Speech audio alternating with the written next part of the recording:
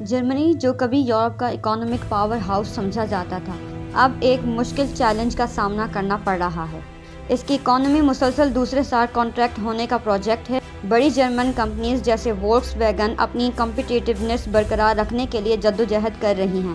Volks vegan پہلی بار اپنی factory closer کی طرف غور کر رہی ہے، جو ملک کے انڈسٹریل لینڈسکیپ میں ایک بہت بڑا شفٹ ہے۔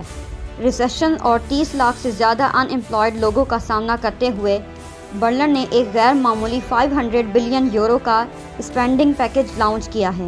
یہ اس کی جی ڈی پی کا 15% ہے۔ یہ اقدام جرمنی کی پرانی فزیکل ڈسپلن کے بالکل برعکس ہے اور یہ ایک بہت بڑا رسک ہے۔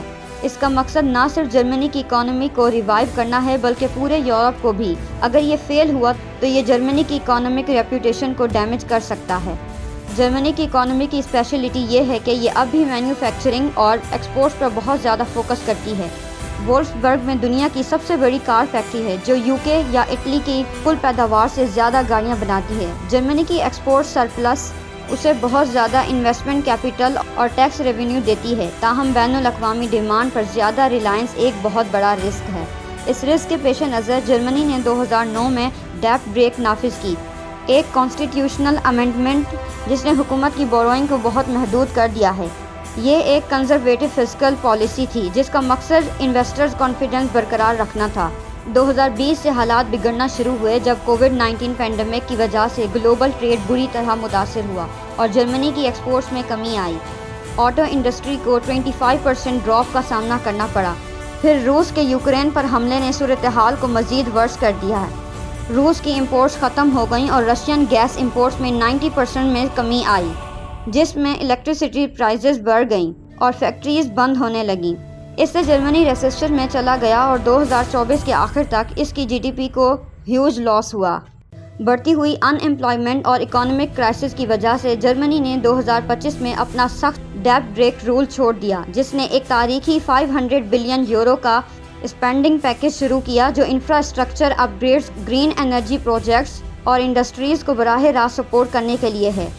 یہ جرمنی کے لیے ایک بڑا پالیسی شفٹ ہے۔ ماہرین کے مطابق یہ انویسٹمنٹ 2 سال میں جی ڈی پی گروتھ کو بحال کر سکتی ہے اور جابز پیدا کر سکتی ہے۔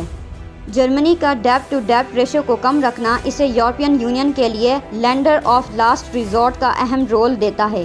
کمزور یوروزون ممالک جرمنی پر بھروسہ کرتے ہیں، تاہم نئے 500 بلین یورو پیکج سے جرمنی کی اپنی فائنینشیل اسٹیبلٹی خطرے میں پڑ گئی ہے۔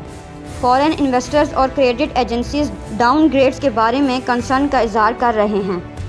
انویسٹمنٹ پیکج کا سب سے بڑا حصہ 300 billion euro high speed rail network جیسے انفراسٹرکچر امپروومنٹس کے لیے ہے اور 100 billion euro climate and transformation fund کے لیے ہے۔ ان منصوبوں کی کامیابی اس بات پر منحصر کرتی ہے کہ یہ کتنی جلدی کمپلیٹ کرتے ہیں، کیونکہ انٹرسٹ ریٹس میں اضافہ قرض کی لاگت میں بہت زیادہ اضافہ کر سکتا ہے۔ یہ جرمنی کی اکانومی کے لیے ایک میجر شفٹ ہے، ایکسپورٹ ڈرائیون گروتھ سے اسٹیٹ لیڈ انویسٹمنٹ کی طرف۔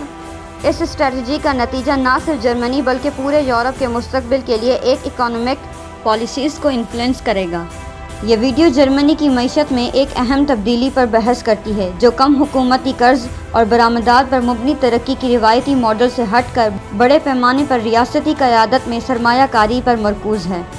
اس نئے نقطہ نظر میں معیشت کو بنیاد سے دوبارہ تعمیر کرنے کے مقصد سے سینکڑوں اربوں کے عوامی اخراجات شامل ہیں، جو یورپ میں مالیاتی نظم و ضبط کو نافذ کرنے والے کے طور پر جرمنی کے پچھلے کردار سے انحراف کا نشان ہے۔ اس حکمت عملی کا نشان غیر یقینی ہے، لیکن آنے والی دہائی میں پورے یورپ اور اس سے باہر کی معاشی پالیسیز کو متاثر کر سکتی ہے۔